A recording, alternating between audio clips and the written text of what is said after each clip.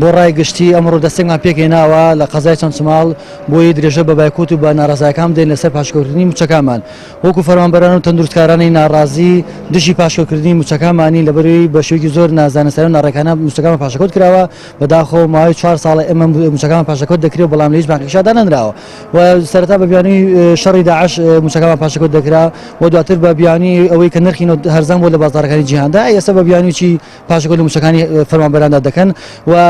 حکوومەتی هەرێمی گەندەڵستان بەداخەوە ئەو هەوانەی کەدا هیچ ئەنجامێکی نەبوو و لە هەمان کاتدا قسەکانی حیدەر کەزابی هیچ نەتیجەیەکی باشی نەبوو و ئێمە لەمڕۆ درێژە بایکۆت دەدەین ماوەی 6 ڕۆژە لە سنووری قەزای چەند چماڵ لەسەر جەم ناوەند و بنکە و مەڵبەند و نەخۆشخانەکانی ئەم قەزایە بایکۆتی داوامان کردو و هیچ نەخۆشێک نامیدرێ بەداخەوە زەرمەند یەکەم هاوڵاتیە. بێگومان ئێمە ماوەی چەند ڕۆژێکە بایکۆتی ناوەندەکانی تەندروستیمان کردووە و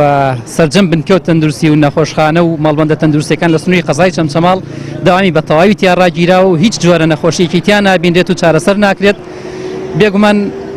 زۆر بەداخەوە کە حکوومەتی هەرێمی کوردستان و حکوومەتی بەغدا کارمەندان و پزیشکانی خەمخۆری ئەم وڵاتە و خەمخۆری خزمەتکردنی هاوڵاتیانی ئەم شارەیان ناچار کردووە کە بایکۆتی دەوام بکەن و لە خزمەتەکانیان دوا بکەون بەهۆی ئەو پاشەکەوتە زۆرەی ملەیی کە بەسەریان ناسەپێنراوە. زۆر بەداخەوە کە حکوومەتی هەرێم زۆر بێباکە لە ئاست هاوڵاتیەکانی لە ئاست پرۆسەی خوێندن و پەروەردە لە ئاست چارەسەرکردنی نەخۆشەکانی لە ئاست ئەو ڕوودا و کارەسەتانی کە ڕۆژانە بەسەر هاوڵاتیانی هەرێمی کوردستان ئادێت.